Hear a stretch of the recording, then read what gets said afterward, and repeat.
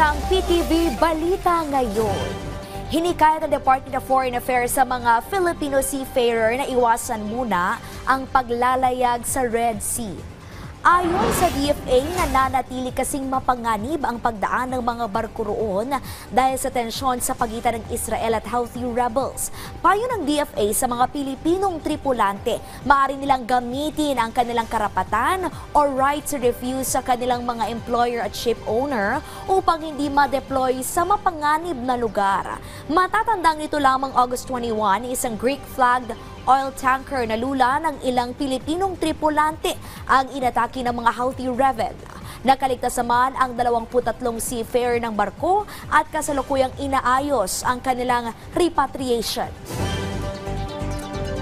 Sa ibang balita, nasa 6.8% ng mga manggagawang Pilipino ang hindi nakatatanggap ng sahod sa taong ito.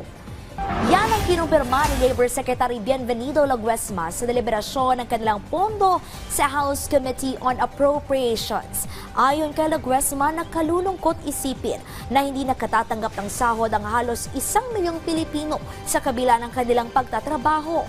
Sa ngayon, aniya may ginagawa ng hakbang ang DOLE para mabigyan ng solusyon ang problemang ito. Lumabas din sa pag-aaral ng Department of Labor and Employment na 9.4% ng mga manggagawa ang hindi nakatanggap ng sahod noong June 2023. At yan ang mga balita sa oras ito. Para sa iba pang updates, i-follow at ilike kami sa aming Facebook at Twitter sa PTVPH. Ako po si Clazel Pardilia para sa Pambansang TV sa Bagong Pilipinas.